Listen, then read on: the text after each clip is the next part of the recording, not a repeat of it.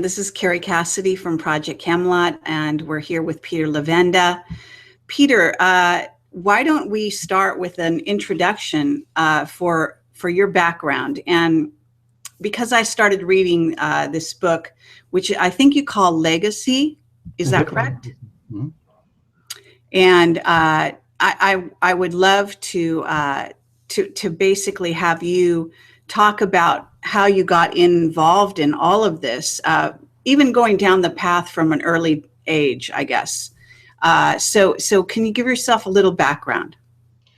Sure. I got involved in this subject generally around the time of Watergate, which tells you how old I am. So we had the Watergate affair, we had Nixon, we had all these revelations coming out, and I began to realize there were certain names and organizations that kept cropping up. People that I had remembered dimly from other sources, such as the Vietnam War or the Kennedy assassination or things like that. And so I began to read voraciously, I think 3 or 4 newspapers a day in those days. There was no internet. And I kept very close track of the Watergate investigations. And I was always fascinated with the role that religion had with politics. I always felt that there was a definite undercurrent there between religious beliefs and political beliefs, and that a lot of our politicians, our military people, and other people in government and in places of power had both influences on their lives, political ideas and religious, or let's say spiritual ideas. So I began to research that very definitely back in the 1970s. It particularly interested me in the idea that the Third Reich and National Socialism had a very strong mystical component. And because of this, I was fascinated by this. I thought, here was a country that was a political institution, that had a political party running it, that was declaring war on everyone, but it was also motivated by some very deep and yet very strange religious ideas. So one thing led to another, and I wound up investigating the Nazis in general at the National Archives and Library of Congress. I wanted to look at the actual German documents themselves, and was introduced to a large file on the SS division called Ahnenerbe, the Ancestral Heritage Research Bureau. And I saw with my own eyes that all of those stories we had heard from Morning of the Magicians and The Spear of Destiny and all those other books, here was the actual documentation proving that the Nazis had financed, for instance, an expedition to Tibet, or that they were investigating yoga and runes and various types of occultism and paganism.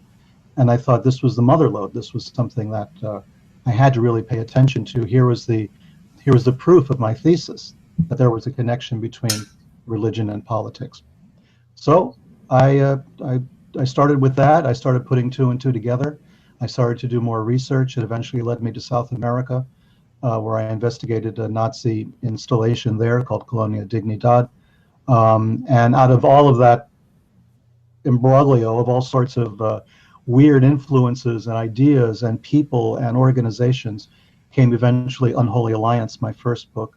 And that led into Sinister Forces, those 3 books that I'm probably best known for these days, which was trying to apply what I had learned about the Nazis to American politics and American foreign policy and domestic policy, trying to find out maybe we were living in a different world than I thought. Maybe there were other things taking place. Maybe the separation between church and state that we are very proud of in this country is only really a legal definition, that in the real world, politicians have religious ideas. They don't talk about them. We don't really probe too deeply into them, but they can sometimes form their worldview. For instance, Ronald Reagan belonging to the same religious denomination as Jim Jones of Jonestown, Guyana, the Jonestown Massacre. I mean, an apocalyptic denomination of Christianity that believes in the end of times and the ultimate destruction of the planet and its rebirth in a new age. All of these things, formed his worldview, and his wife Nancy was avidly interested in astrology, as we all know, and was arranging his schedule of who he would see and when he would see them based on astrology. This is fascinating stuff, and it has tremendous implications for how we live in this country and what we should expect from our politicians. So that led me into a lot of different areas, as you might imagine. Okay, well, that's fascinating. What I'm curious about is how you sort of stayed on this trail for so long, because in all the books you write, you seem to really have an interesting approach to basically, you know, why you seem to be following an overall trail, I guess I want to say. And I've noticed that you are constantly, even when you change topics, in a sense, you're kind of following the same trail. So can you explain, in light of what you just told us, and certainly you're motivated to investigate the Nazi link up in the history that is sort of at least contemporary enough that it was, if maybe just before you were born or whatever. In other words, do you know why it is, or what you're kind of searching for overall?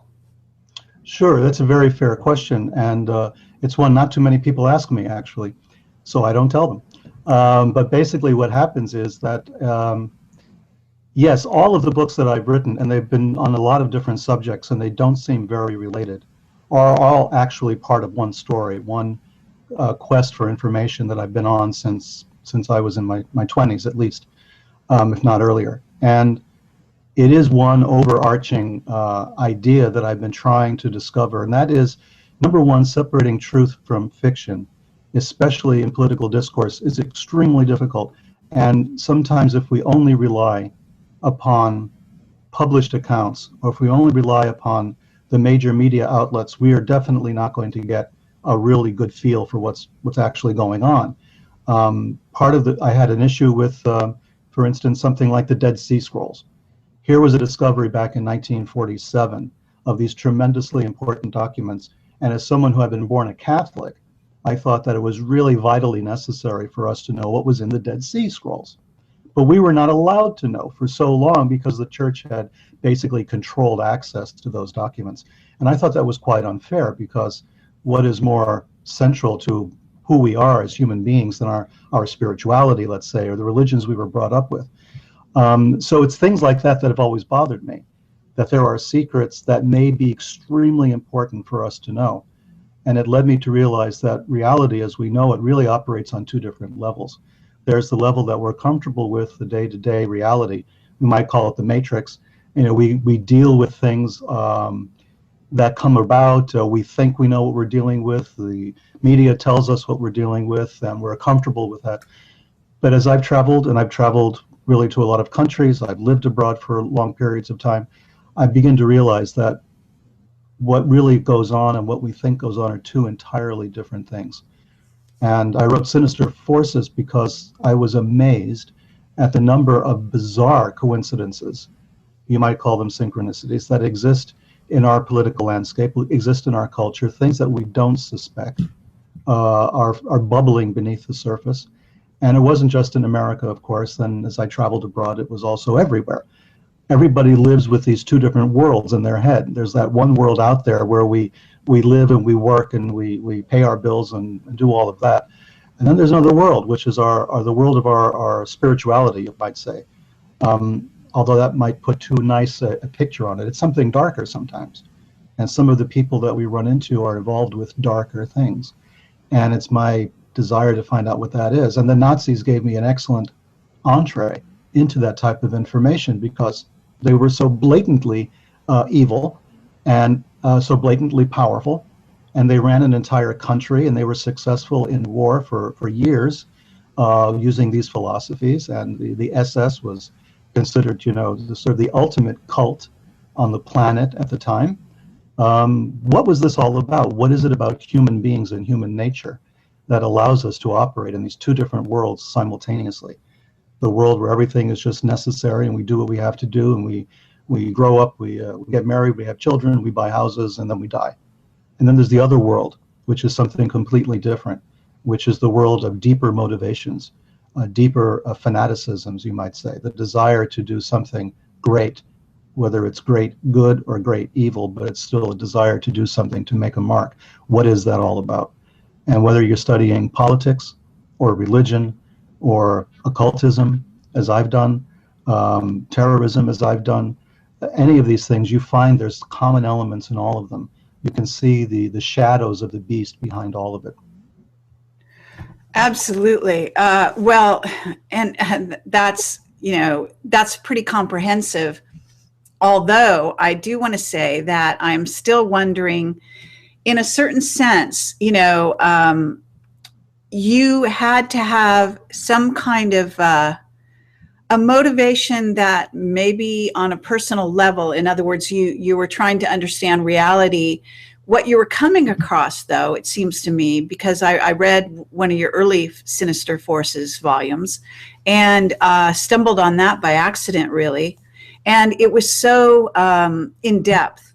And what you came across was so, intricate in terms of the occult, magic, what we know as the Illuminati and the magicians and the Nazis who were dabbling certainly in all of that. It was all woven together, and it seems that you, as you say, have followed that thread. But I'm just curious, did you have any more personal interaction with Nazism on a certain level, or injustice, because in a certain sense, whether you kind of acknowledge it or not, you've become a sort of a fighter for freedom in the process of outing the truth about some of the dark sides of our world. Well, it's very nice of you to say that, but yes, I mean, as far as personal encounters or personal contact with forces like this, of course, I mean, that began for me personally when I was still a teenager. And part of that story is told in Sinister Forces rather obliquely, but it's there. For instance, when I was 17 years old, or even 16 years old, a friend of mine and I decided to form our own church. I was living in the Bronx at this time. And the idea was, well, we didn't really want to go to Vietnam. This was during the 60s. And we were not going to be able to go to university for various reasons. And I came up with this idea, why don't we have a church? To make a long story short, we incorporated a church and made the acquaintance of another church in the Bronx, equally bizarre. Remember, I was 17 years old, and so was my friend, and we were running a church. So we made the acquaintance of another church, which was based close to the Bronx Zoo, appropriately enough. And this church, as it turns out, and I didn't really understand it fully at the time, although the hints were there, and I understood there was something going on. The church operated as a front for American intelligence operations. It was since revealed in the papers released by Jim Garrison's people, his files, talk about this church, and there's letterhead in those files from the very church, the very letterhead I used to type on in the Bronx. And this was the church that ran people like David Ferry, Jack Martin, all of the other spooks that were around Lee Harvey Oswald back in New Orleans in the 1960s. This was the same church. And it wasn't a real church, it was a front. And we had people coming in from the FBI and from other agencies all the time. We consecrated people as priests, as bishops, and ordained them as priests and sent them around the world on various missions, of which I have no idea, didn't at the time. I started to piece together the ideas since then, the documents and the people and the personnel. But we were running operations, This was a church that was supposed to be a church and really wasn't. When you see that with your own eyes, when you realize at a very young age that what you see is not what it really is, that nothing is what it seems to be, you become aware. You become very conscious that the world around you is not what it seems to be. If this one church that I was involved with suddenly turned out to be an intelligence operation, and it's well known, I've talked about it in Sinister Forces and other places, and everyone knows the name of the church and the people who were involved. It's no secret. It's in the Warren report. It's in the FBI reports of the House Subcommittee on Assassinations. It's in Jim Garrison's files. They're right there. And I have a lot of documentation. Since then, I've been corresponding with people who were still alive, bishops of that church, and they told me other parts of the story. So here I was, a teenager, and I'm getting this education in intelligence operations, in duplicity, in deception, and using the church as a front for these activities, which blew my mind at the time, because we didn't grow up thinking like this. I was, I say, born and raised a Catholic. And, no one would have suspected that the Catholic Church, for instance, would have been involved in protecting Nazi war criminals. No one would have expected that this little church in the Bronx, an Orthodox church from the Eastern Orthodox Ukrainian branch of the Orthodox Church, would have been involved in running agents, or that the Russian Orthodox Church in New York on the Upper West Side was really a haven for KGB agents at the time. All of this stuff was going on, and it was going on under our noses. And it didn't take much for somebody like me, a kid who was still in high school, to actually go and penetrate this, because it was a circus in those days. It was the 1960s, and it was a circus, and everybody was doing everything, and there was all sorts of stuff going on. That opened my eyes. It made me sensitive to the idea that things are not always what they seem. Okay, well, that sort of covers, definitely reveals to some degree why you would even be stimulated by things in your life to go down this road. When you say you penetrated it, or I'm not sure that's the language, but I think it's kind of what you mean. Did you become an agent, or were you just kind of a spy within a network of spies at that point? No, nothing that romantic. But actually, there was a little bit of it, in the sense that our ultimate goal was to stay out of Vietnam at the time.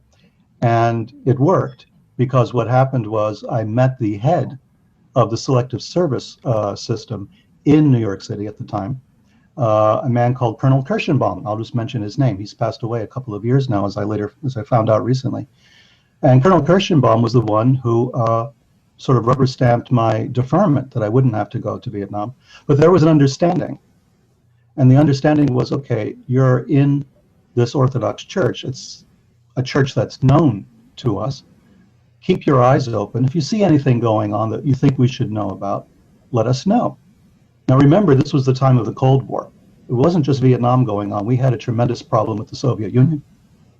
So we had a Cold War, we had Russian agents coming into, and this was taking place in New York City, a hotbed of intrigue at that time.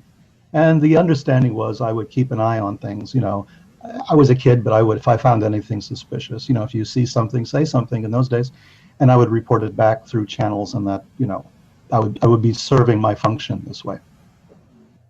So you did do this, and in essence, did you feel that, I don't know, you were fighting the good fight for your country at that point? Well, I was, as I say, 17 years old, going on to 18 years old. Again, my political sophistication was not that great.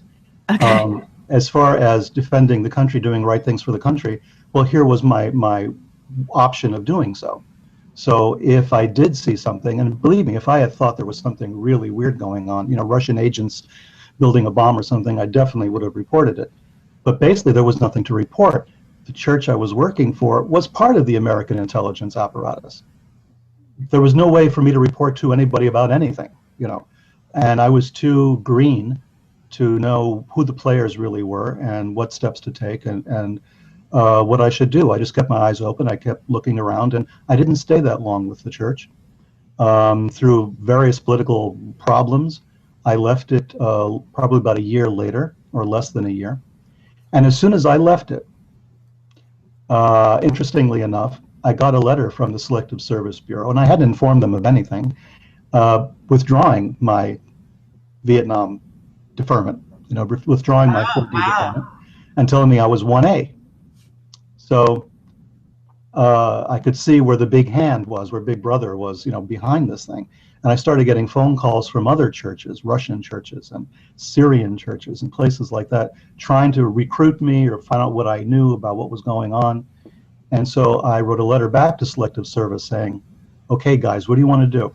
Do you really want me to, spill the beans on all of this, or what? And about a couple of days later, I got a letter putting me back on 4D. No explanation, nothing else, but I went back into the deferment pool. So I don't know what all that means. You know, I can speculate about it today, but a lot of the people who worked around me at that time are gone. A few are still around, still talking, and I've met a few of them. And the general consensus is this was an intelligence operation. Jim Garrison knew it back in New Orleans, but he didn't know what to make of it. He couldn't figure it out. And I wish I had known Jim Garrison. I wish I had known he was wondering about this, because I could have filled him in, at least for my little part of it. And I've been trying to tell people about this angle of the Kennedy assassination ever since. Oh, well, don't stop there. Well, it's a little off topic, but I don't really want to go that far off topic, but I just interviewed Mark Richards, and he just had something to say about, the Devil's Chessboard, the new David Talbot book, sort of stating that Dulles had a big role, a much bigger role than maybe previously thought, in regard to the Kennedy assassination. And Mark kind of clarified where he saw that. And Mark is a captain in the Secret Space Program Space Command. And he's in prison, actually. I interview him in prison, and I'm one of the only journalists to do so. But so I have to ask you, you just said something about the Kennedy assassination. You've been trying to get it out there. What, if you can be as succinct as possible, what exactly is that you know? Well, I'm not known for being succinct, but I'll try. Basically, I've written about this in Sinister Forces and other places. Basically, it comes down to the fact that Dulles, since you brought him up, was only a couple of handshakes away from Lee Oswald.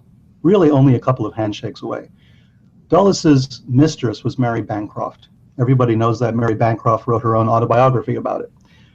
There's no mystery there. I mean, no mystery today, but there was in the 1960s. Mary Bancroft's best friend in the whole world, her BFF, was a woman called Ruth Forbes Paine. Ruth Forbes Paine was married to a guy called Arthur Young, so she was Ruth Forbes Paine Young. Told you I can't be succinct. So this couple, Arthur Young and Ruth Forbes Paine Young, had a daughter-in-law, and the daughter-in-law was called Ruth Paine. Ruth Paine lived in Texas.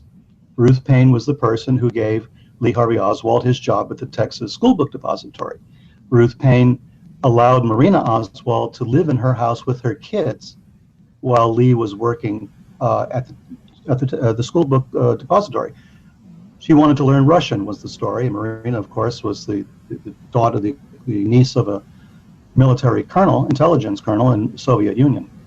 So they're living in her house. And in September of 1963, Ruth Paine of Texas goes up to visit her in-laws, Arthur Young and Ruth Forbes Paine Young in Philadelphia. She starts to talk about this to the Warren Commission. You can look up in the Warren Commission files, the transcripts of those interrogations or interviews. Allen Dulles is present during this time. Ruth Paine, sweet little Quaker, folk dancing, Russian-speaking Ruth Paine, is sort of going on about life with, Lee Harvey Oswald and Marina Oswald. And she starts to go into this fact that in September, 2 months before the assassination, she goes up to visit Arthur Young, her father-in-law. Dulles cuts off that story immediately. You can read the transcripts, it's stunning. And he derails the whole conversation by talking about something else completely different, making some kind of joke, and it basically stymies, putting the kibosh on this particular type of discussion. She never mentions the story again. And it's only after a lot of digging that I found out what she was talking about. She was talking about seeing Arthur Young, and Arthur Young leads us back to the infamous group called the Nine up in Maine, which was a group of 9 Americans, very well placed, who believed they were in contact with a flying saucer back in 1952. So it is a bizarre story. And okay, and this isn't the Giza 9, right? yes, it is. Oh, it is, really? Oh, okay, well then that actually wrote about it. Yeah. Okay. In the Stargate conspiracy, they talk about right. it, so, but they don't connect to the assassination. They didn't realize that Arthur Young was the Arthur Young, that Ruth Forbes Paine Young was the Ruth Young, whose daughter-in-law was Ruth Paine down in Texas, Lee Harvey Oswald, etc. They never connected those dots. Okay. Now, this is excellent information.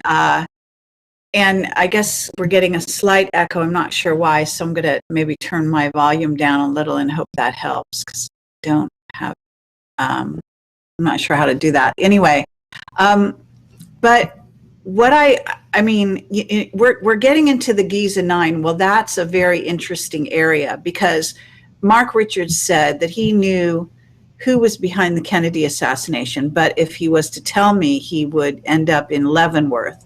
Well, he's already in a prison. He's in Vacaville and has been for 30 years on trumped up charges. But apparently, this Leavenworth is a much worse place to be. It's a military prison, I guess, and so on. I don't know a lot about it, but it was interesting to hear that from him. So now you're kind of filling in a little bit more behind the scenes, because he said it went above Dulles. And this indicates that Dulles knew it went above him. In other words, that he was probably following orders, or at least in some form or fashion, read in with this group, right? Well, Dulles was not present for all of the Warren Commission interrogations, obviously, but he did make sure he was there for Ruth Paine, so that he could stop that line of inquiry from going any further. Very convenient to be made. Very convenient for her. Well, very convenient, sure. And as well, we come back to the idea of the churches again, which is that the church in New Orleans, with David Kerry and Jack Martin, all those crazy guys, were linked with, of course, Guy Bannister and his office that Lee Oswald worked out of. Those bishops, those people, David Kerry, Jack Martin, Tommy Jude Baumler, a whole bunch of guys operating under Bannister's office, were all bishops in the same church that I was connected.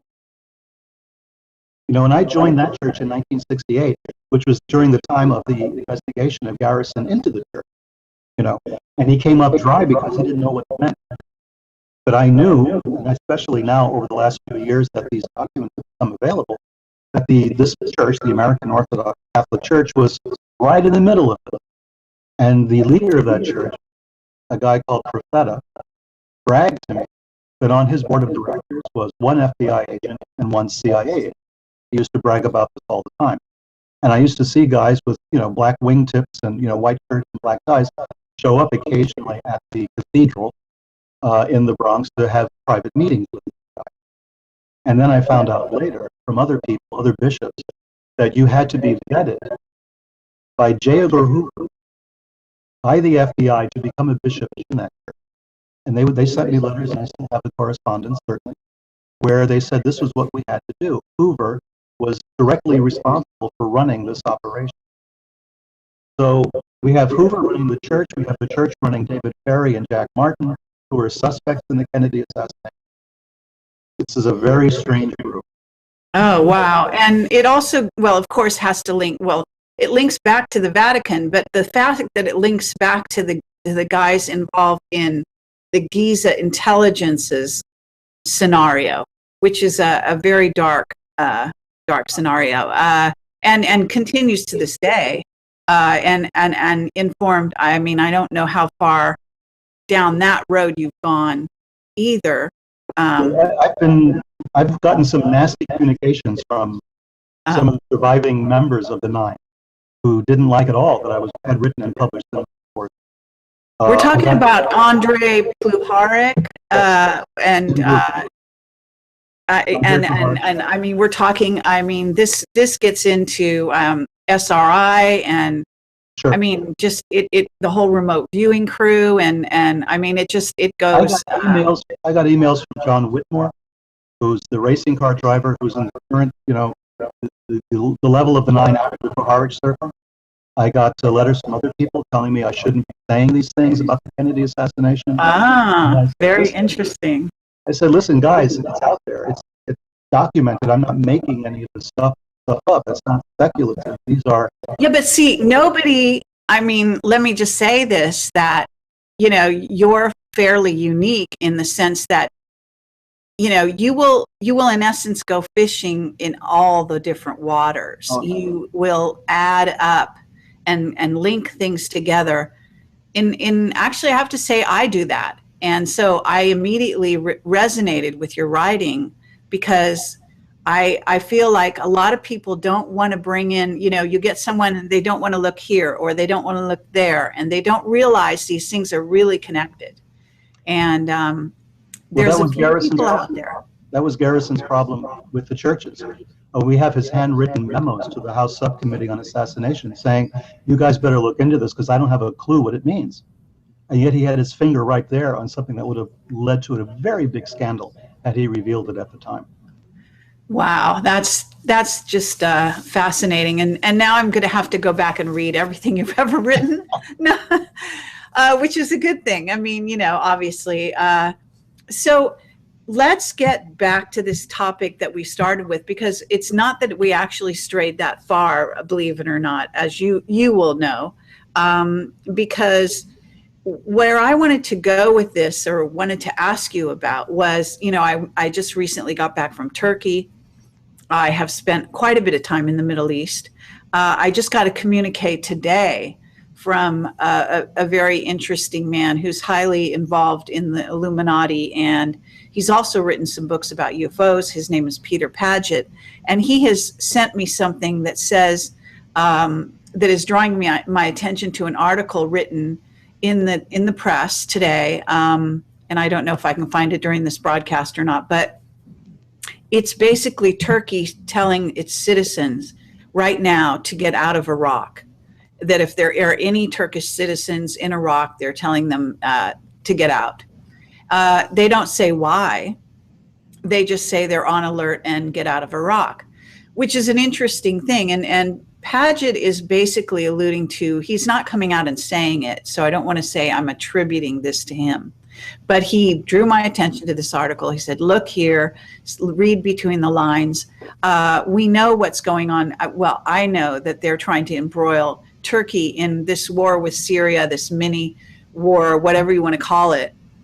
But that gets into these connections. And this is why I wanted to talk to you, because we're right at a juncture where sort of Muslim baiting and all this nonsense is happening.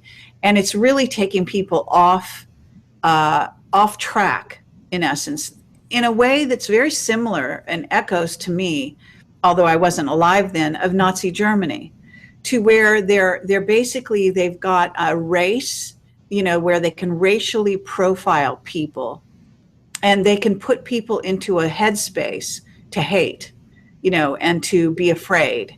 And by the same token, they're also doing false flags around these various cities. We just had one in San Bernardino. And there's very clear evidence. If I've had Ole Damagard, I don't know if you're familiar with his work, but he specializes in assassinations, false flags, and the fact that there's also I think it's a European group of what are in essence kind of mercenary killers called Gladio, which Right. you know about. Can you talk about Gladio a little bit and how that wraps into ISIS, and how you put this together in terms of how was it so easy? And I know you outline the whole history of how Nazis, actually how ISIS and Nazis go back to some similar roots. So I know it's we're talking, we only have so much time here, and I'm not asking you to write a book on the air, but what can you do with all of that?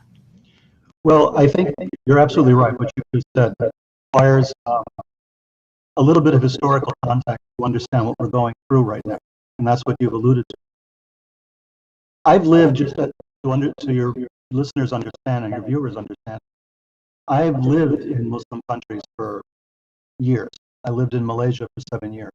I did a lot of work and traveling and living in Indonesia, which is the largest Muslim country in the world.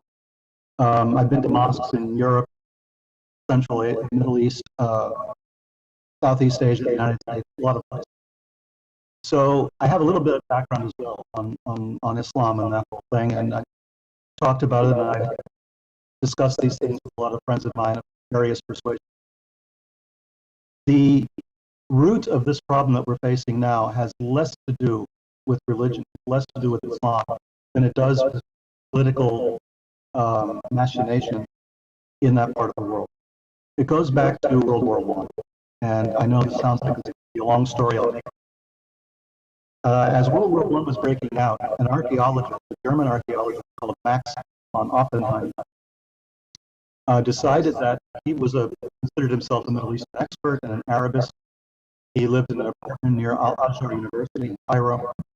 He went to the Sultan, before the Sultan, he went to the Kaiser of Germany, who was a friend of his. The Kaiser loved this guy because he thought this is a brilliant guy who understands Islam, understands the Middle East. Max von Oppenheim, the amateur archaeologist, told the Kaiser, convinced the Sultan to declare the first ever global jihad. Tell Muslims around the world that they have to rise up against the infidel, to overthrow the infidel. Get the Muslims on your side in the Middle East, and you can get rid of Great Britain, you can get rid of Italy, France, everybody else who's out there. Remember, at that time, Italy had chunks of Libya and Ethiopia. The British had Egypt. The French were in there as well, trying to get North Africa, Morocco, Algeria. So these were the enemies of the First Reich, of the Kaisers, Germany. And the idea was, let's form an alliance with Turkey, tell the vizier of Turkey to issue a fatwa proclaiming a global jihad. Now, the Ottoman Empire was the only Khalifa, the only caliphate, existing at that time, really. And it had control over large chunks of Saudi Arabia and other parts of the Middle East. And the idea was call it a global jihad. Throw out all of these other European powers. Throw out Russia, which was very powerful in that region. Throw out England. Throw out France. And they agreed. And the Sultan did this, and the Vizier did this, and they issued this fatwa and told the Arabs to revolt against the British and the French and the Russians. Well, as it turned out, nobody paid any attention. As you know, if you've seen the movie Lawrence of Arabia, the Arabs decided to revolt on the side of the British against the Turks. They actually defied this fatwa, which kind of goes against this monolithic idea of Islam that everybody had. Here was the leader of Islam telling everybody, fight the British. And here were the Arabs saying, no, I don't think so. And so they allied themselves with the British and French, threw out the Turks, destroyed the Turkish railway system under Lawrence. The armies of Allenby went through to Damascus. Everything. The Turks were broken. They lost their territories in the Middle East. Then what happened? Well, all the promises that the British and the French had made to the Arabs were broken immediately. The Arabs thought they were going to get their independence and their territories. They weren't.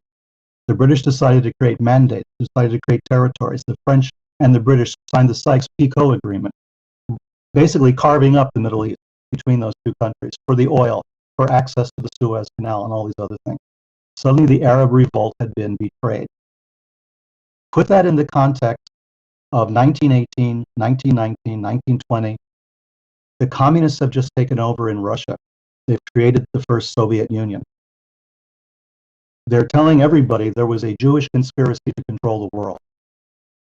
There were the Protocols of the Learned Elders of Zion, which was this hoax document purporting to be a group of Jews deciding how they're going to carve up the world. Suddenly, if you're living in Palestine, if you're an Arab who suddenly sees British troops everywhere, and you don't have your country, you're going to start believing those protocols are real. Because look what happened. They got betrayed, the British came in, and now they've created a Jewish homeland in Palestine. So the idea that they've been betrayed was very deep.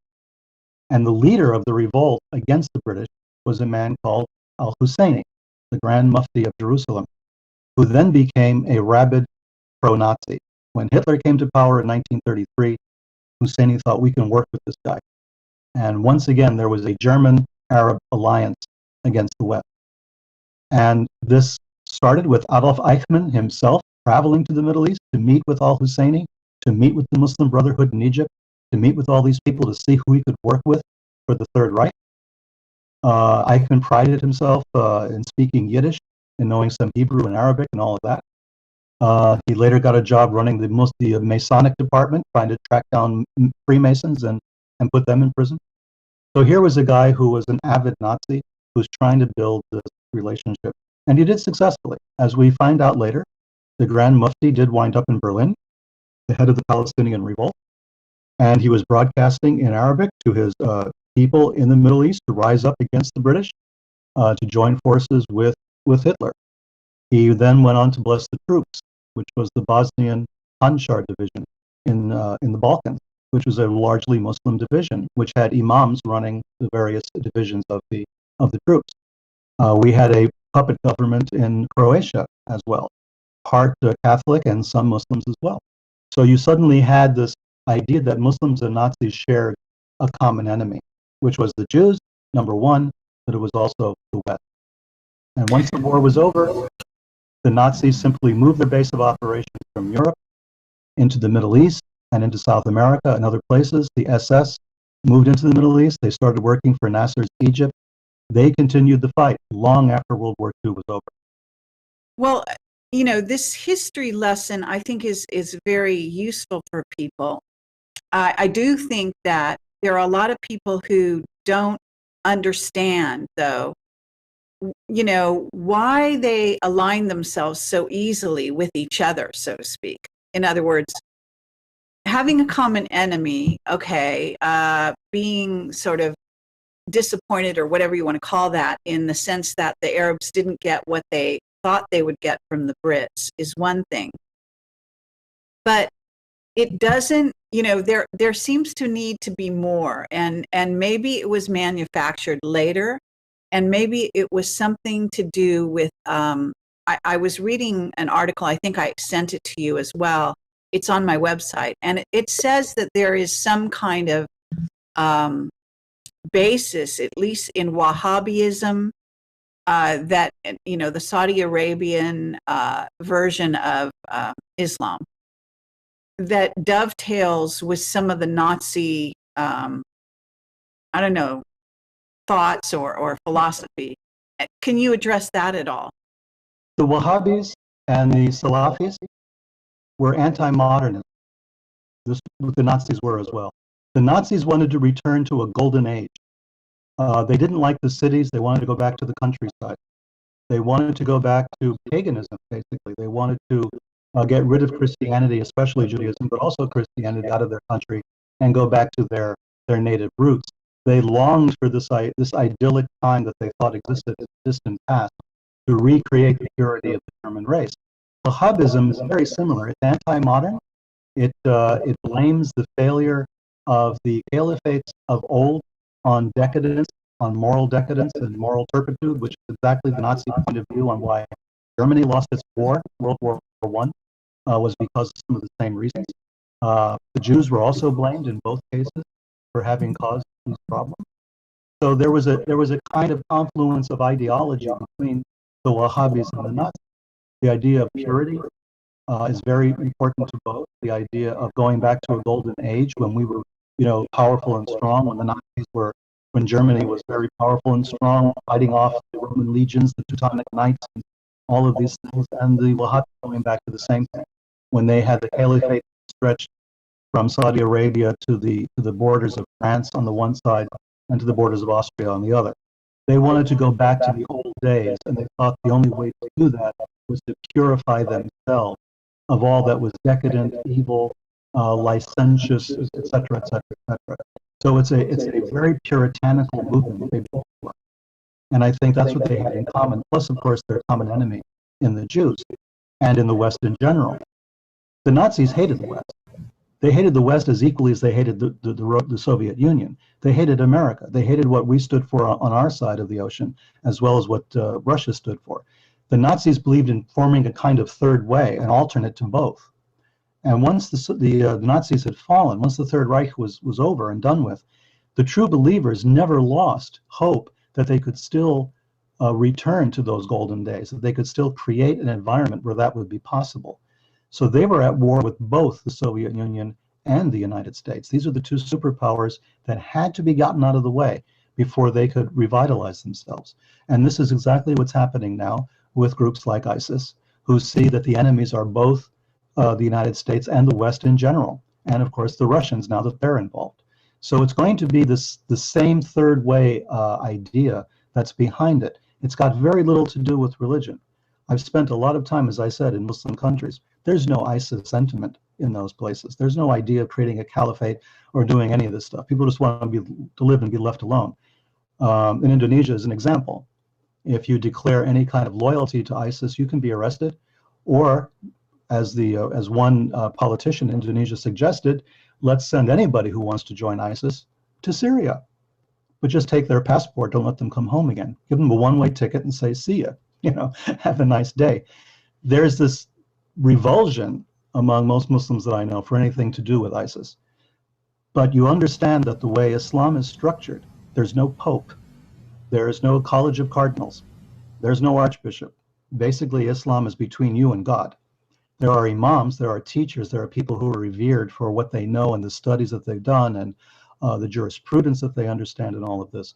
But there is no actual religious leader that tells people what to do, or else we probably wouldn't have this problem, or we may have a bigger problem. But what ISIS is an eruption of a certain kind of belief system. It's heavily influenced by the Nazis. And I mean not just in general terms. It's influenced in very practical terms. In the 1960s and in the 1970s, the Arab nationalist movements in North Africa and the Middle East were largely financed by Nazi gold that was in the hands of a Swiss financier, as well as Otto Skorzeny, Hans Ulrich Rudel, and some of the other people familiar to anybody who studies Odessa. But there was a lot of money pouring into those organizations from Nazi financiers, people who had access to the Nazi funds that had been hidden after World War II. These were used to finance these movements. Otto Skorzeny trained Palestinian commandos, literally personally trained them. So we're talking about a very close alliance with people who have the same fundamental point of view, hatred of the West, an idea that we are impure and we have to purify ourselves, and a glorification of death. Himmler wrote that the Muslims have the right idea.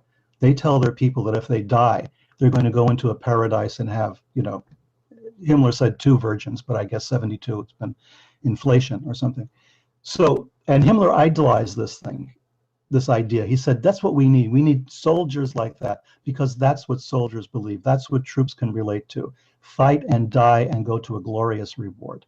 Himmler understood there was a lot of similarity between the two methodologies, and they had some general identification with philosophy. They both believed in the same general things.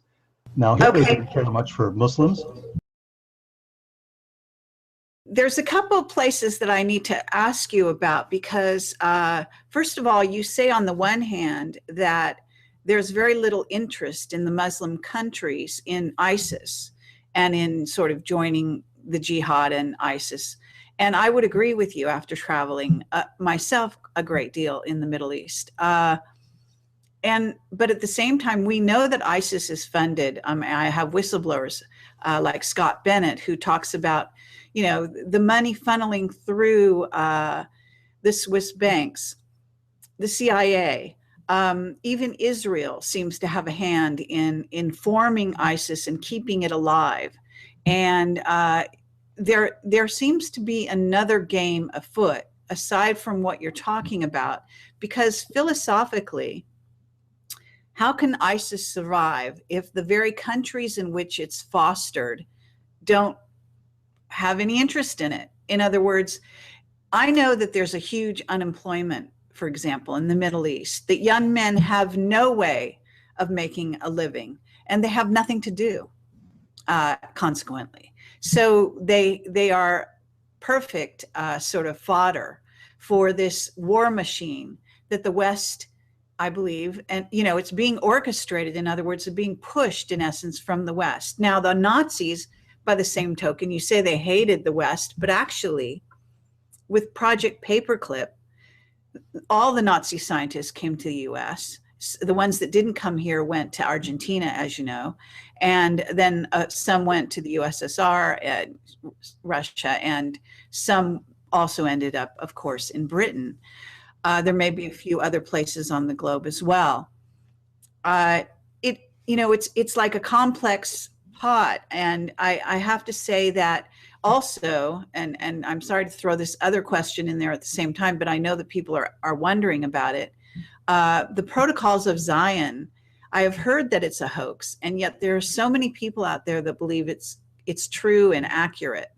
And so we've got kind of, there seem to be some counter information out there to what you're saying, which at the same time, I think that what you're saying is correct. So can you maybe throw Sure. some light on that? Well, a couple of things. In the first place, paperclip. If you were a German, you did not want to be captured by the Russians. The Russians lost over 20 million people in World War II.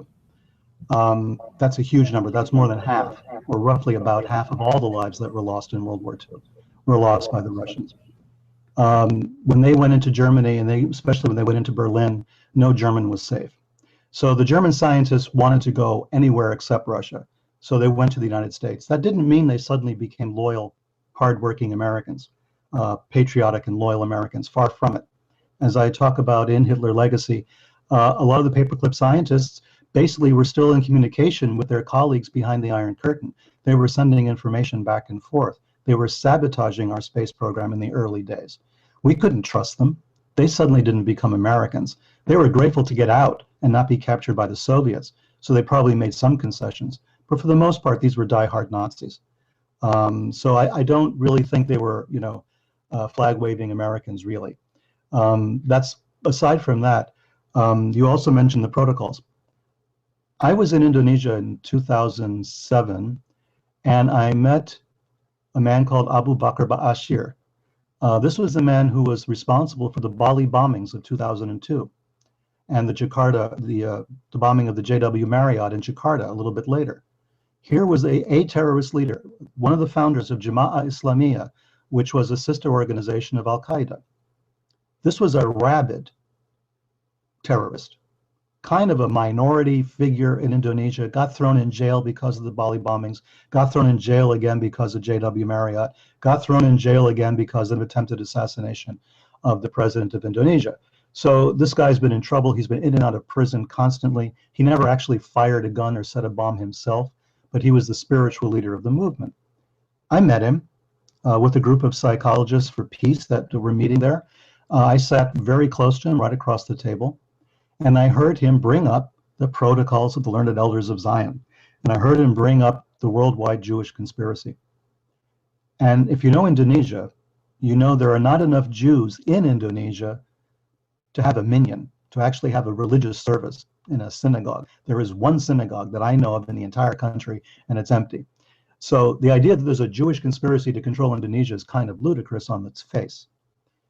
And the presence of Nazi agents in that country was known to me, and they've been there since the 1930s, when they set up Nazi cells among the expatriate community all over Indonesia. So they were there disseminating these stories of the protocols back in the 1930s, and there's a lot of people there in Indonesia who still believe this is true. And I've had arguments with Indonesians, not Nazis and not terrorists, just Indonesians, regular Indonesians, educated people who think the protocols of the learned elders of Zion is true, because it's been published and translated and produced in copies all over the world. I have copies of it in Indonesian, in Spanish, in various languages. It's one of the best known books ever. That and Henry Ford's, The International Jew. These are two documents that you'll find everywhere in Indonesia, everywhere in South America, and it's being promoted constantly as if it's true. So this is the kind of propaganda that has been going on since the war, since before the war. And when you talk about CIA, you realize that CIA helped a lot of these people to escape. They basically put Reinhard Gehlen in charge of their intelligence operations against the Soviet Union. Reinhard Gehlen, a famous general in Nazi intelligence, then later became the head of West German intelligence. We had, the connections between our intelligence agencies and the Nazis has been very, very close in some cases. We helped Klaus Barbie escape to Bolivia after the war. We ran the rat lines virtually on behalf of the Nazis throughout the 1940s and 1950s, helping them to escape in collusion with the Catholic Church. So when you're looking for these connections, of course they're there. There was a bank in Switzerland, the Bank of International Settlements. The president of that bank was an American during World War II. And yet the money that was in that bank was Nazi gold. And here was a guy who would go back to the United States during World War II, at the height of the war, and reassure his investors, don't worry, Hitler's got everything under control. That was in 1943. So we're talking about a different world, as I've always said. We are taught these are the good guys and these are the bad guys. These are the white hats, these are the black hats. It's the old cowboy movie motif that we've been brought up on, as if there's only two players, there's the good guys and the bad guys. I'm here to tell you that is not anywhere close to the truth. There's all kinds of players and they switch sides constantly. We never know what the true story is, and be very careful what you hear. Don't believe everything you read in the newspapers, as they used to say. Sure. But certainly if I don't know if you're familiar with Jim Marrs's book, The Fourth Reich, and the fact that the Nazi scientists didn't just come here, but they actually, in a certain way, you could say they never lost the war. In a certain way, they are, if I don't know if you know Jordan Maxwell, but he will tell you the symbolism even behind when Obama took office and he stood in front of, the Brandenburg Gate, I think it's called in Germany, and it had his photo taken and so on and so forth. That the Nazi imagery of the rising sun and the obsession with, this gets into the occult side of it, having to do, with the image of the rising sun, the focus on Marduk as being the sun, as being the Anunnaki, the return of Marduk and Nibiru and all of this. In other words, it's not quite so above board in like a sort of the way that people want to think about it when they are telling the so-called political story. There's always these undersides. And of course, you're very good at uncovering the sort of more occult connections of these things. And at the same time, of course, we do have, if the death of Kennedy was orchestrated from the Giza guys, and they were in touch with a certain race of ETs, it goes on and on. And so what I'm trying to say is, where do you draw the line at this time? I mean, are you looking at the United States as basically, the way I'm starting to look at it, certainly, as going down a very fascist road at this time, and that the battles that are being fought right now with using this sort of ISIS construction that isn't even probably real. It doesn't have a cohesion. It's made up of a lot of different disparate groups that have been causing war and various issues in various Middle Eastern and African countries for years now. So can you kind of wrap this up? And at the same time, Turkey becomes a very interesting focus when you get into looking at things like this, because from what I understand, Turkey plays a rather interesting role in the whole sort of, because it's kind of a crossroads. And this actually, I think, goes back to ancient Egypt and possibly before. So do you see where I'm going with this? Because there's, and all of it gets focused on the present day.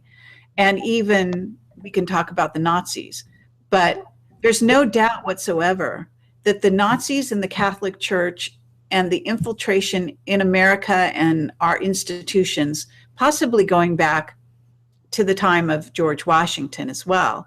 In other words, it all kind of works together. Well, Can you address any of that? My focus has always been on uncovering the documents and putting things in historical perspective.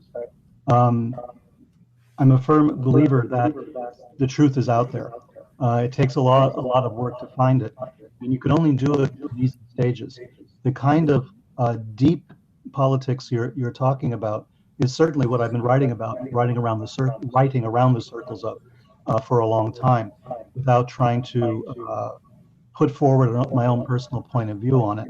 because my personal point of view is not completely formed.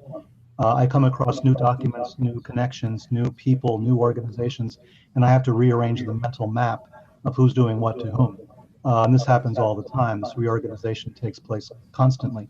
So I do a lot of research on that. I'm involved in a very big project now, which touches on all of these subjects.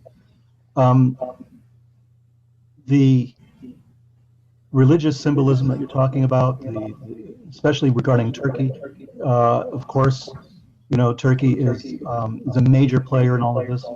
If we look back to the symbolic origins of some of what the Nazis were up to, we find that the Tula Society, which was the secret society out of which the Nazi Party grew, whose symbol was the swastika, was formed by a man called Baron Sabotendorf. And Baron Sabotendorf was running operations for German intelligence in Turkey. He was very involved in what was going on in Turkey. He knew he got Masonic initiations in Turkey. Turkey was a very strange place even then, especially then perhaps during the first years of the 20th century. It was replete with secret societies, with political societies, but also with esoteric orders and Masonic societies. And it was the place where some of the followers of Shabtai Zvi wound up, which was a Jewish Messiah figure. And his successor, Frank, also wound up in that part of the world. These were people who were trying to find the secret behind Judaism, Christianity, and Islam, and form these strange organizations out there, strange religious organizations, messianic cults, and all of that. Turkey was replete with that. And of course, with Sufi orders and the dervishes. We're talking about a country that is isolated in a sense from other countries because of its language, which is not really related to other languages. It's not European. It's not quite Central Asian. You're talking about a place where probably our oldest civilizations began. You know, we're talking about some of the oldest archaeological sites in the world found in Turkey. I've been writing recently about Sumer and Babylon and Mesopotamia. The stories about, you know, all of this fighting now is taking place based in Iraq. And Iraq is the cradle of civilization. Iraq is where we have some of the most famous archaeological sites, including those that were dedicated to Marduk, as you mentioned. Babylon was Marduk's city, which is just south of Baghdad. Also, we have Nippur, Nineveh, very important city to the ancient Sumerians and the Babylonians. This is a haunted house. You know, we have ISIS proceeding out of a haunted house, crawling all over these archaeological artifacts, blowing them up in some cases, destroying them. They're calling down on themselves all sorts of weird karma that's building up because of all of this, and we don't know where that's going to lead. This was the origins of human civilization. We're in that part of the world, and that's where the part of the world is that's now being torn apart into pieces. So, is there a bigger story there? Oh yeah. Do I know exactly what it is? Oh no. Do I know the complete lineaments of this thing? That's impossible. I need to study a few more languages and go on a few more digs before I can come back with some kind of a half story on this. But it is definitely part of the larger picture. We have to know the religious context, the cultural and linguistic context, the archaeological context of what's going on today. These things don't happen in a vacuum. You can trace their roots all the way back thousands of years. Okay. You know, I know we're keeping you for quite a while here, so I do want to let people ask their questions. And if the people listening would like to ask questions, please do put them in all caps in the chat as soon as possible. But what I want to ask you is to change gears actually a completely different way here, and to actually ask you to examine the corporate and economic motivations, right, for what is going on for drumming up a war with Syria and in the Middle East, focusing on Syria, because I understand there's something to do with the Russians, the pipeline, oil for Turkey. There's a lot being said about that right now. And kind of how the Russians are playing it. So can you address the economics of the situation? Well, oil is still king as far as money is concerned. The price of oil has gone down, we all know, but that can change in a heartbeat at any time. With more conflict in the Middle East, the price of oil would have to go up. But that's not really the issue. The ISIS is making money on oil. They're also making money on antiquities that they've been smuggling out of the country. We have to understand that every time ISIS destroys a shrine or destroys a statue, the remaining statues that they control go up in value. So there's a method behind this madness. We see desecration of sacred sites. ISIS sees a very pragmatic way of raising the value of the antiquities they actually have in their possession. You can't replace antiquities. Once they're gone, they're gone. ISIS knows this. Oil is a different story. They can go in and out. You can find a new oil field in some other part of the world, but these antiquities are irreplaceable. So you have the antiquities as a source of income, and you have oil, of course, as a source of income. But you also have taxes. They've been levying taxes on everyone in their areas. So trying to wipe out the finances of ISIS is going to be very tricky. You can bomb the oil fields all you want to, but ISIS doesn't really need much. They already have pretty much all the weapons they need. They pretty much have as many fighters as they'll probably need. There's been some attrition, but not enough to stop them. So in a geopolitical way, if we step back from it, what's ISIS doing? If they manage to drive up the price of oil, everybody benefits. That means the Saudis benefit. That means Iran benefits. That means everybody benefits if the oil prices go up. Maybe they like ISIS around just a little bit longer to make sure that happens. After all, the U.S. is trying to become oil or energy independent. That's going to put a big dent in the oil market. But China is there, and China has some connections in Iraq that I happen to know about personally. So China's been involved in the Middle East for a long time because of the oil. Now, what deals is China signing with people like ISIS? How is the oil coming to China? They need the oil more than we do. They have over 1 billion people. That's a lot of automobiles. They're one of the world's largest polluter right now. They need that oil. There have been times when there's not been enough oil in China, and there have been oil-free days where cars were not allowed to go on the streets. So they are in a desperate need for energy. So they're cutting deals that we don't really talk about. And then there's using the deal with Iran as a kind of backdoor to cutting deals with Russia, because the Iranians and the Russians talk all the time, as do the Syrians and the Russians. So the United States can use these countries as ways of talking to our so-called opponents or enemies. Russia's not exactly an enemy right now, but they're on the verge of being one. And our backdoor relations go through the Middle East to Russia, not just through Europe, but heavily through the Middle East. And Russia wants a quid pro quo.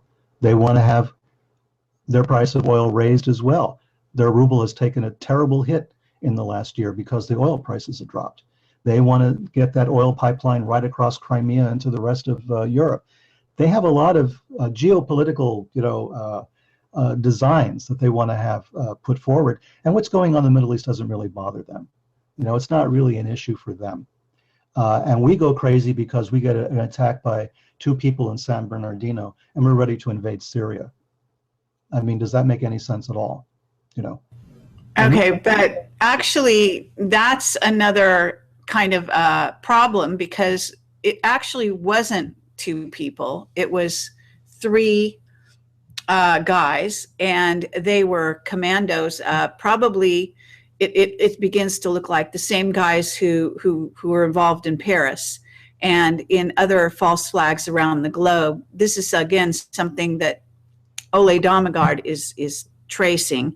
And we have an excellent rundown by James Fetzer and Scott Bennett recently on Scott's show, in which Fetzer really lays out the false flag elements of San Bernardino. So where does the false flag element play in here? I mean, we've got Sandy Hook, no children were killed apparently there. That whole thing was a false flag.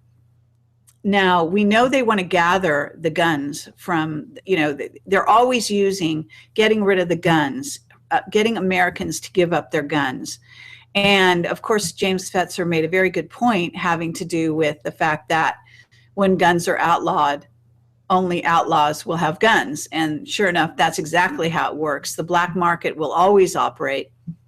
And if individuals can't protect themselves, then there's also the thought that there's a takeover plot, or there's something about taking down America, not just economically, but also in terms of dividing the country and perhaps allowing it to be invaded by, say, if you looked at the long game, maybe China, depending on your point of view. I have a witness, Cameron Faley, who tells me they're looking at creating a World War III, but they think they're not like aiming it to happen. He's getting this information from the City of London. He's a banker, a techie banker who worked for Illuminati. He's a Kurdish man, very interesting guy, very well read, religious scholar, and he's got all kinds of theories, and he believes he's in touch with certain intelligences, and he's getting information there as well. But he's being told they don't want to start the actual war, the real world war, until China is supposedly ready. We're told by one of our whistleblowers, Henry Deacon, also known as Arthur Neumann, like 8 years ago, before any of this was talked about, he said they plan to embroil China in a world war in the Middle East, and the target will center around, Syria and Iran, etc., but that it will happen sort of stealthily. Do you know, are you following the false flags, and are you picking up the clues in that way, for example? Well, I think sometimes it's used to manipulate our ideas as to what's really going on. I've had this conversation with people talking about ISIS, for instance, and what happened in Paris. And my response to that has been, we have to stop and take a breath here for a second. What does ISIS gain by bombing anything in France, by killing anyone in France?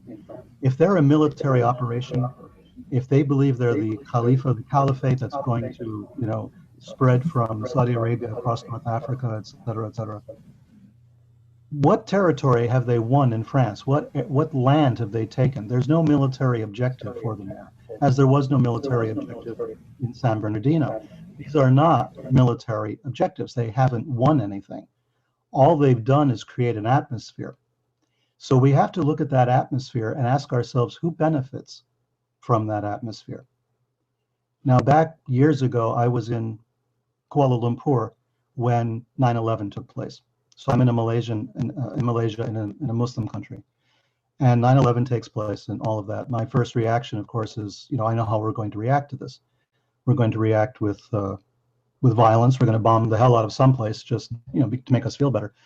And I understand that reaction. And 9/11 also didn't win any territory. It didn't progress Al Qaeda's goals of getting us out of Saudi Arabia or the Middle East. Just the opposite happened. So what is behind these actions? These are actions of propaganda. They're intended to manipulate our consciousness. They're intended to manipulate our points of view. They're intended to manipulate our actions. And we act upon a very basic foundation, which is fear and paranoia. Security is everyone's most important thing. You have to be alive in order to do whatever it is you want to do. So we react from this position of paranoia. We're being manipulated this way. When 9/11 happened, I didn't get involved in the how did it happen, who did it, was it an Israeli plot and all this other stuff. I stood back and I said, listen, regardless of any of that, which we will never know, look at it from the point of view of who benefits. This was a Reichstag fire. Hitler, when he came to power in 1933, the Reichstag, the German parliament, was set on fire. He blamed the communists that allowed him to take over the country through fear. Look out, there's communists coming. Give me all the powers. I'll take over the country.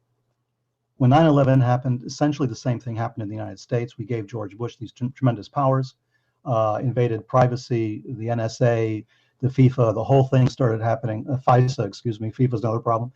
And so all of these things took place, and we willingly gave up our privacy and a lot of other things for our security. Now we're in the same position once again. Once again, no one's taken any territory. No one has captured any American land, right? Nothing like that has happened. No one's taken any European territory. ISIS has blew up something in another city hundreds and thousands of miles away from where they're based. What does that mean? What's that for? You have to ask yourself why. What is it? And what is it? It's a manipulation of our feelings, a manipulation of our consciousness. They're trying to get us to do things their way or to do things in a certain way.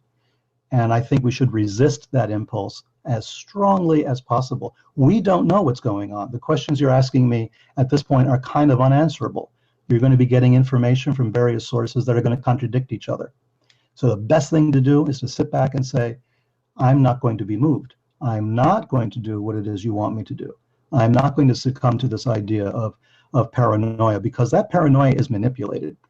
We have people in this country and around the world who are experts in manipulating fear and paranoia.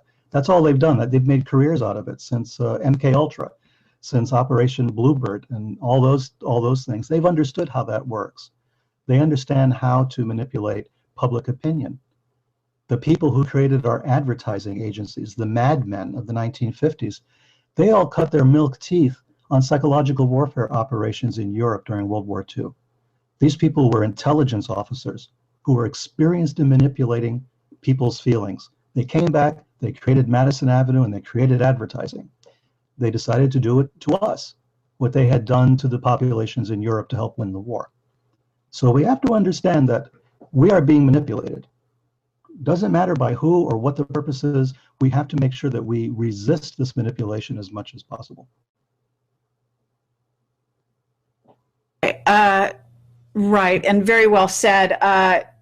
The one thing I do want to clarify, though, is, again, when we're talking about ISIS, I hear you referring to them in, as if they did this, they did that.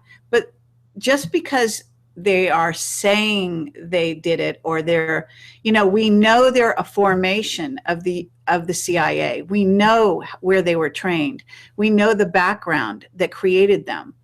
And we know that this formulation has players that are going around the globe that are also doing these false flags. And they do it systematically in various countries, Tunisia, tourist places, when they don't want people to travel, when they want to keep people out of Africa, which has been a drive for a very long time now. They don't want tourists going to Africa. They don't want people to see what's really going on in Africa. And so they're getting people to look the other way. They're getting people paranoid, so they're getting people to consider giving up their guns, as I say. But it isn't actually ISIS doing these things. This is when you really get down to it, they're not even on the soil. They're not even there as it happens. It's labeled ISIS. It's this amorphous, whatever, whether it's an amorphous Al-Qaeda. I mean, the 9/11 bombings, all of this was orchestrated at a very high level in the military-industrial complex in America. So, I know that we're talking about various audiences that listen to this sort of thing, right? Right. But for the people that do, my audience, who does understand for the most part that putting out these false flags is, yes, advertising. It is a propaganda war. They are moving populations. They are asking you to look here when they conduct something else over here. So there's a distraction element as well. It's, it's pretty all pervasive, but mind control does seem to be a big key. And again, in my recent interview with Mark Richards, he talked about Kennedy wanting to blow the lid off the CIA mind control program that was about to be put into effect when he was in Dallas. He was going to expose that. At least according to Mark Richards. He was going to expose the plans to mind control college students around the United States. Well, what it appears now is that mind control is basically not only electronic and scalar, but that they're actually escalating it to a theater-like scenario. And certainly false flags have been getting countries involved in wars forever, right? Gulf of Tonkin. I mean, you can Reichstag. I mean, you can bring all these elements. Certainly, the bombings and what happened in France. What did the French people do? Exactly what they thought they would do. You know, the heads of state. They launched their planes to go bomb Syria. You know, that was their response to those attacks. So this is what they wanted. They wanted France on board, and I'm told by certain whistleblowers, they wanted France not to be looking to Russia, to be taking their eyes and their interest in Russia away, and to focus them on the ball, so to speak. Are you getting a global elite? Are you getting an overarching group, albeit splintered, albeit factionalized, et cetera, et cetera? But are you starting to focus on the larger picture in this sense? And the fact that we have something more, I guess, systemic, you might want to say, that goes way back in time, that has ulterior sort of program in mind? Are you at all looking at some far overreaching sort of scenario when you're doing your investigations? Well, as you know, I follow wherever the evidence takes me. I try not to create a scenario before I go into the research. I try to just to see what the research says, what the documents say. If there is a global elite, and if it's been around for a long time, they just haven't done a very good job. Nobody seems to be in control. And if somebody is in control, what could the end game be if the world is as splintered as it is? Why isn't Russia part of it? Why would we want to divide France from Russia, for example? Isn't there an elite in Russia that is on the same page as the elite in France or in the United States? Who's cooperating with whom? And who are we? You know, what is our position then in this situation? You and I and the people watching this. Are we part of the elite? Because some people claim that we are. Some people will make that assumption because we're in this country and we can do all of these things. We're part of the problem. Or are we part of the solution? You know, do we understand that there's something greater going on, and what steps can we take against it? Our problem is we're playing with smoke, and it's smoke and mirrors. And sometimes it's a false flag operation, and sometimes a cigar is just a cigar. And trying to find out what is real and what isn't is part of what I write about all the time. It's trying to penetrate behind things that are taking place to see what is really going on. And to do that, you know, you have to get out, and you have to go out there as you've done. You've got to go to different countries. You've got to talk to people. You've got to get a feel for what's taking place. And then you can this action or that action. But if this is a long game, if this is a long game like a chess game, at what point in the game are we? If we're still in the middle of the game, we don't know what the end game is. We can't see 2 or 3 moves ahead. So we're just reacting and reacting and reacting to whatever they throw at us.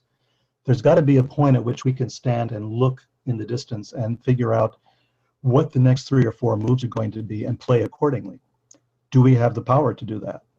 You know, do we have the capability of doing that? I think no one realized what something like the internet was going to do as far as empowering people to start doing things, making connections, building communities across international boundaries. But is that enough? I mean, I've worked in international trade for years, so I traveled for international business, and I've talked to CEOs and people in different countries, and they see the world quite differently than you and I. They, again, don't see black hats and white hats.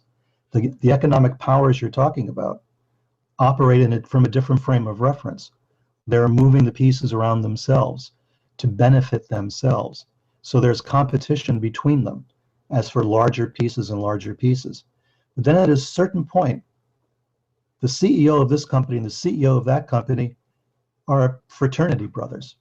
You know, you have that whole skull and bones thing that happens that doesn't make any sense. When you had George Bush and John Kerry both running for president, and they were both bonesmen, you know, They were both members of Skull and Bones, of which there were only less than 1,600 on the planet at any given time. What are the odds of having two Bonesmen running for president? And would it have been any different, between a Bush and a Kerry presidency? Yes, in certain cases it would have been. But how would they have been similar? And that's what the key is. How would they have been similar? We have to go back and really look at that political program again, try to find out what things they had in common to understand what the agenda would have been of Skull and Bones, as an example. Okay, well, absolutely, and well said. I can say that no doubt about it. Certainly, that is no accident, and there are no coincidences in reality. So what happens is something is being orchestrated there, and again at a very high level. And this is also my quest, is to sort of uncover those levels and to expose the overall agendas of the various parties who are involved. But humans, of course, are being manipulated at the bottom level and across the globe. And people at this time are getting their emotions very sort of wrapped up in thinking they know exactly what the truth is and who the enemy is, so to speak. And unfortunately, the enemy is usually on the lower levels and has nothing to do with the people that are orchestrating the actual game as it happens. And this is part of the problem. Now, what I want to do here is ask the viewers if they have any questions, to put them in the chat in all caps, and then I will ask you, read them out loud. I know we've kept you a bit longer than you were planning. Do you want to cover, while we have the time, perhaps synopsize your latest investigations and to sort of tantalize people as to what you are writing about now, because it does have to do with the underpinnings in a more occult way. And I'm very interested in what direction you're taking all of that. So can you talk about your latest work? I can talk about my latest published work. As far as the project I'm involved with today, I can't really get into it at the moment. More of that will be revealed probably the next few months, but right now I am under contractual obligation not to talk about it. But let's say it's you can look at it as a kind of Sinister Forces sequel, in a way. So it's going to be very ambitious. It is very ambitious. I've been working on it this entire year, pretty much day and night. So it's an interesting project. But the last book that I came out with is called The Tantric Alchemist, and it's the true story of a Welsh alchemist of the 17th century and his wife, who were engaged in the pursuit of the Philosopher's Stone. And he wrote a number of texts about alchemy, which are very strange, very bizarre, as alchemical texts are, but in his case, even more so. And I was drawn to this study back in 1968, when his writings were published, re-edited, and republished with a foreword by Kenneth Rexroth. Kenneth Rexroth was the famous beat philosopher of the 1950s and 60s, sort of San Francisco era, Lawrence Ferlinghetti, Allen Ginsberg, that kind of era. And he was a very sharp guy. He studied Zen Buddhism and Eastern religions a great deal.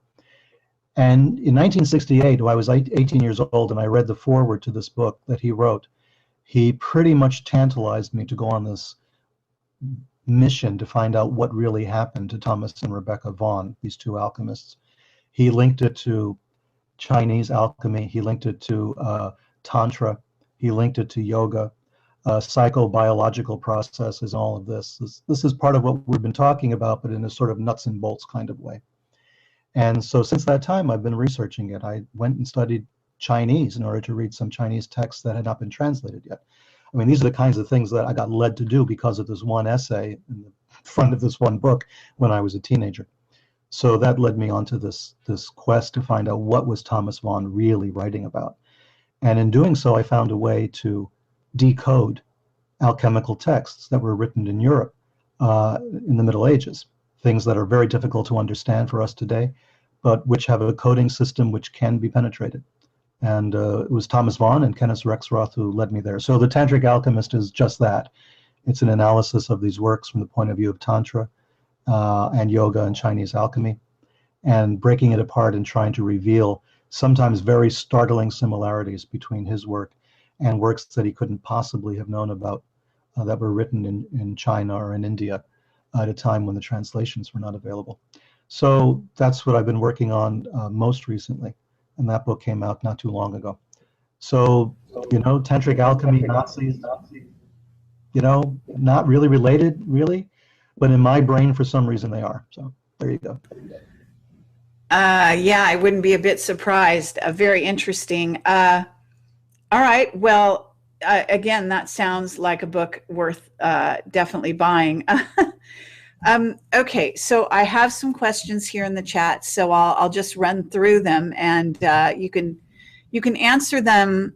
It's up to you how you want to deal with the questions. I realize that at this point you probably feel that you've devoted quite a bit of time to this, and I don't want to run over too long, but I would like to give the audience a chance to ask you and to have you reply. So hopefully, if I ask you a question that you feel you've kind of already answered, then feel free to say that, so that the person who might have tuned in a little later can go back to watch this a little later once it's repeated on YouTube at their demand. So with that, I'm going to look at what's here and see what we can gather. It looks like somebody is asking you if you believe that ISIS is run by DC. By DC, I guess they mean Washington, DC. I find it hard to believe that ISIS would be directly managed by anybody in Washington. If ISIS is in fact a false flag operation, there are going to be layers of cutouts between ISIS and anybody in our government.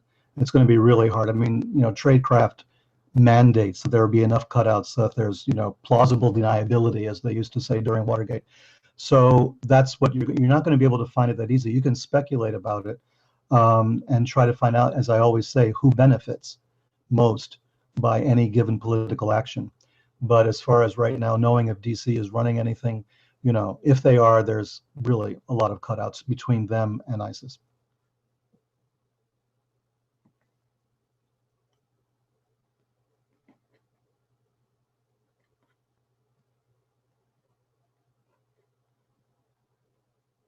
Sorry, I'm muting myself. Someone wants to know, are you aware of the depopulation agenda? I know that's what Jim Marrs has been writing about. I believe I've talked to him about that some time ago. I think his new book is out on that. There may be a depopulation agenda, but it's, we already have about 7 billion people on the planet. So I don't know how well it's working. The populations in Africa, a CIA report was released not too long ago, saying that they had predicted about 15 years ago that by now there would be a tremendous decrease in the populations in Africa. And it looks as if they were completely wrong. There's like a doubling of populations in Africa, which may be counterintuitive, since all the news we get about Africa is always about violence and bloodshed and civil wars. But evidently, maybe things are not as bad as they seem on the media. Maybe Africa is a healthier place than we thought it was. So I haven't been to Africa very much, so I can't really talk about that aspect. But I can't really address it better than Jim Marrs has. And in order to really look at it, you have to really go through a lot of the statistics that Jim puts out in order to get a picture of it. Okay, yes, very interesting question, really. Okay, someone wants to know if you have an ET contact.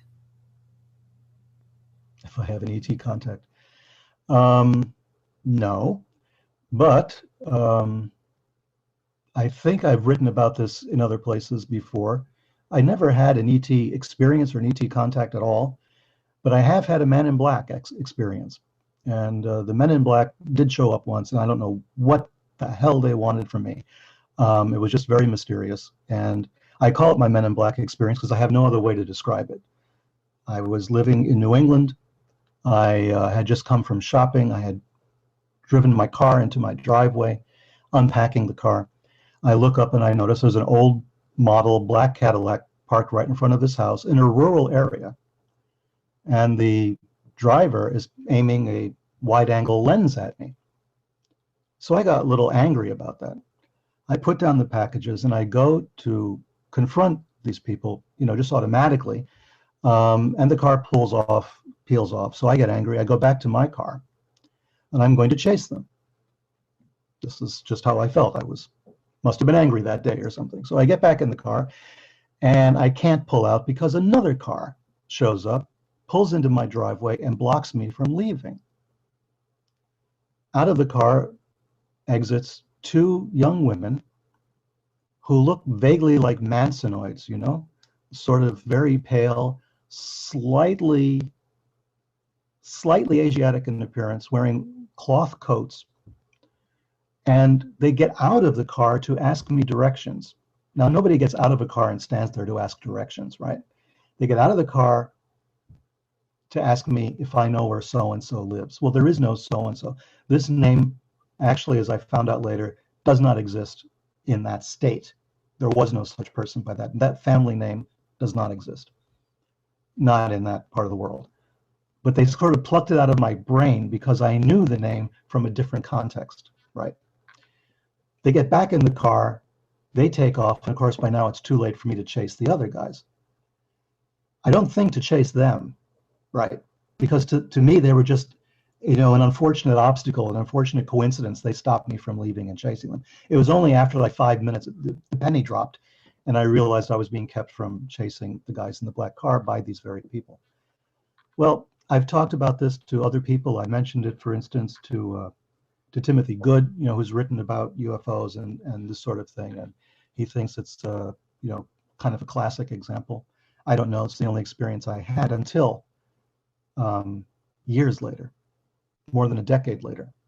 I'm in Singapore, in the airport, in Changi Airport in Singapore, and I'm dragging my suitcase through the airport. And as I do so, somebody hits me on the shoulder. Someone taps me on the shoulder, which is bizarre, and I turn around to see who it is.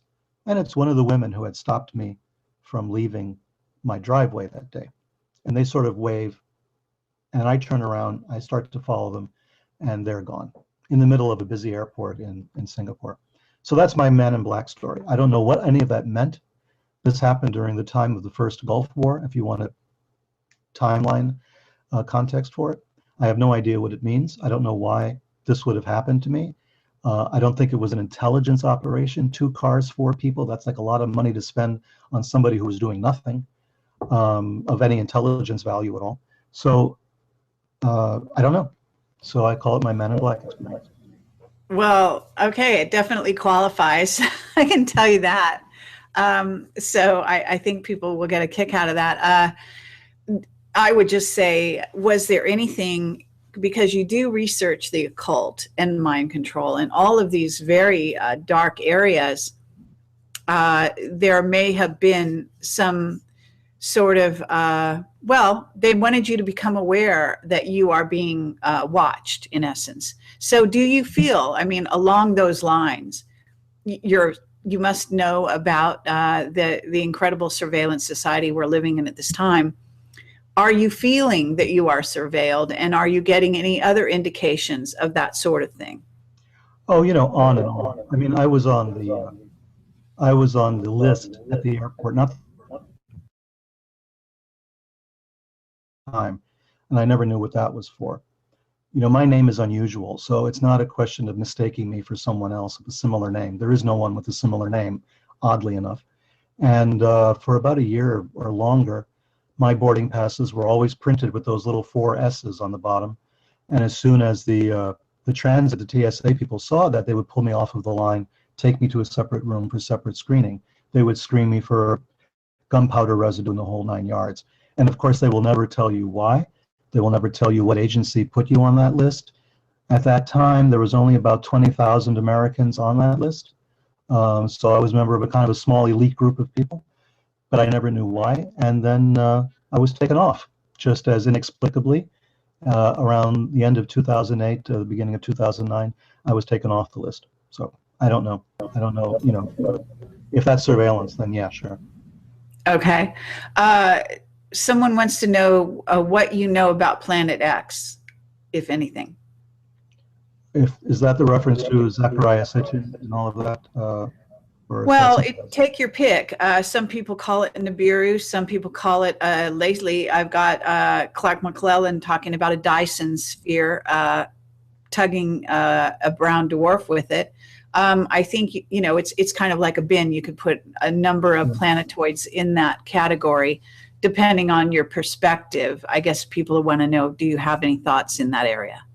I have nothing of any value to contribute to that discussion, I'm afraid. It looks like that's it. I don't see any further questions, so it looks like you're off the hook, so to speak. It's been delightful and fascinating talking with you. If there is anything else, whether, going back to the Kennedy assassination or any other area that we've covered that you might want to have, say something about before we close this down, please feel free. And again, I want to thank you very much for being my guest. Well, it's my pleasure. I'm glad to be your guest. I can't think of anything we haven't covered, actually. We seem to have covered a lot. So I'll have to recharge my batteries and think of something else for next time. Okay, great. It would be great to have you back. I think that no matter what you're talking about, whatever you're investigating, everything you're doing is so really fascinating that my door is always open. If you have some new evidence, if you have some new, when you're ready on this book that you've been working on, I guess, for the last year, it sounds like you might be publishing soon. Is that right? Mm-hmm. Sometime next year. I'm not quite sure when. All right. Very exciting. Because it's just I can't recommend your work enough to the listeners and the viewers here. So thank you again for coming on the show. Thank you very much. You're very kind. All right. Okay. Thanks everyone for listening. Have a great night. And please do watch Project Camelot TV. We do have 2 YouTube channels now, and we have 2 websites. So enjoy the holidays, and thank you for listening. I will be interviewing Sean David Morton next week sometime about his latest book, the 3rd part of Sands of Time. And so that should be a fascinating interview as well. All right. Good night. Thank you for listening.